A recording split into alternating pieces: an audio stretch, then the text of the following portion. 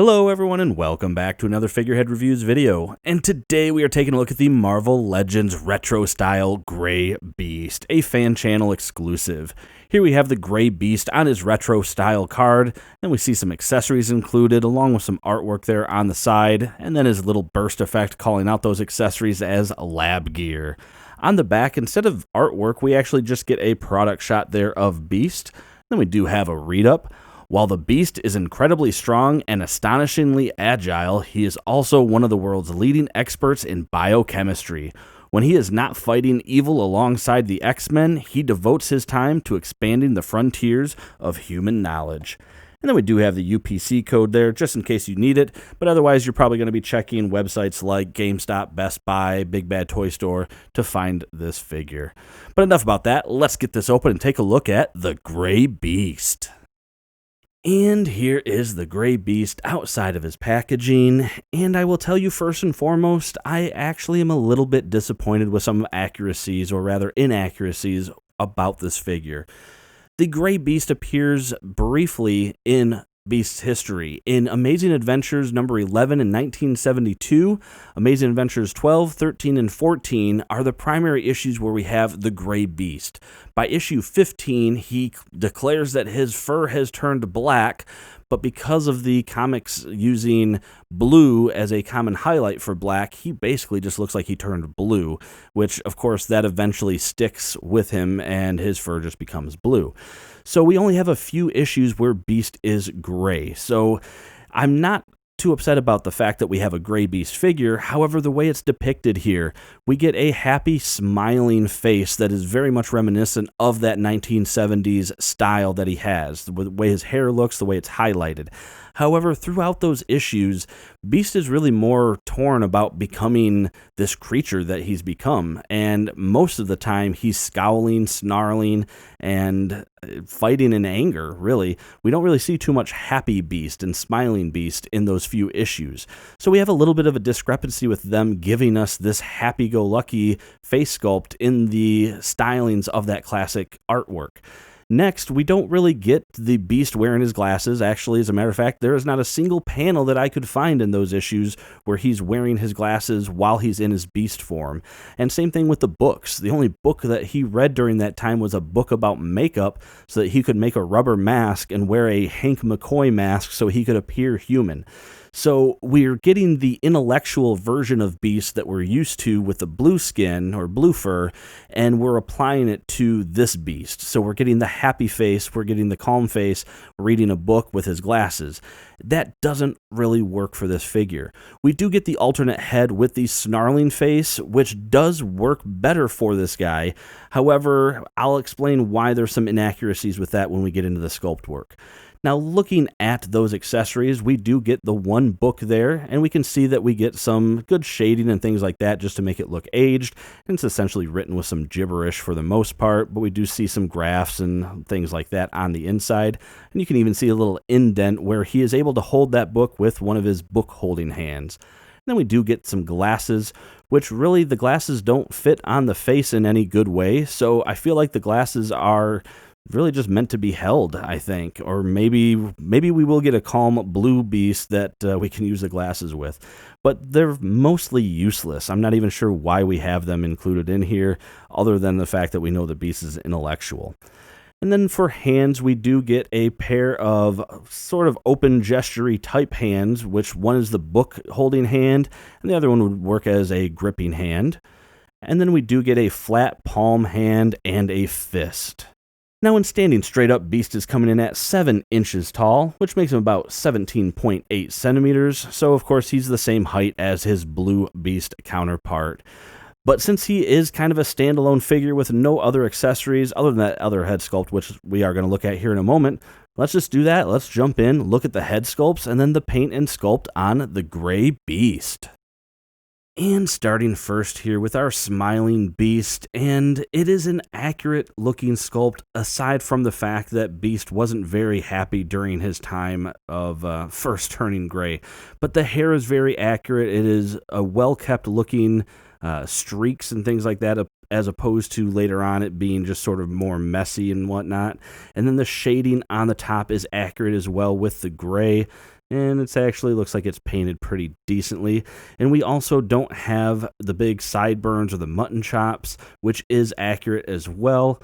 And looking at the eyes, it looks like we got one eye that's just a little bit off there, but otherwise the paint is decent enough. The mouth there, we get the red for the inside there, kind of looks like maybe there's a tongue and then some teeth.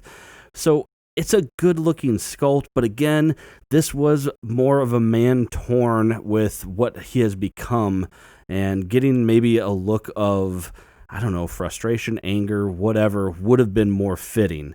Now, switching over to the angry sculpt that is more fitting, it's almost accurate. It's almost kind of taking some modern liberties in artistic license.